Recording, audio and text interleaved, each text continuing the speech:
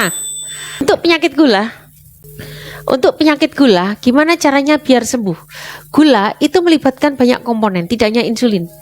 Ada beberapa komponen ketidakberdayaan di dalam tubuh kita. Tidak melulu insulinnya yang tidak berdaya. Satu, kalau kita ngomongin insulin, pasti berkaitan dengan pankreasnya. Baiklah, pankreas kita tingkatkan, maka insulinnya akan bisa dihasilkan. Ketika insulin dihasilkan, tapi ada kalanya dia tidak sensitif. Dia sudah membawa glukosa ke depan membran sel, tapi oleh membran sel ditolak. Itu yang disebut tidak sensitif.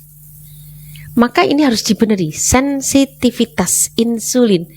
Kemudian insulin dan glukosa jalan-jalan sampai ke sel, itu butuh alat transport, namanya glukosa transporter.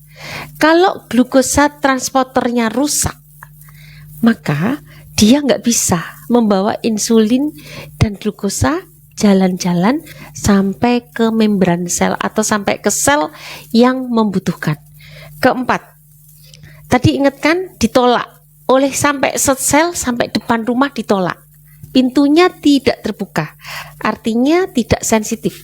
Satpamnya tidak sensitif dengan kehadiran insulin dan glukosa.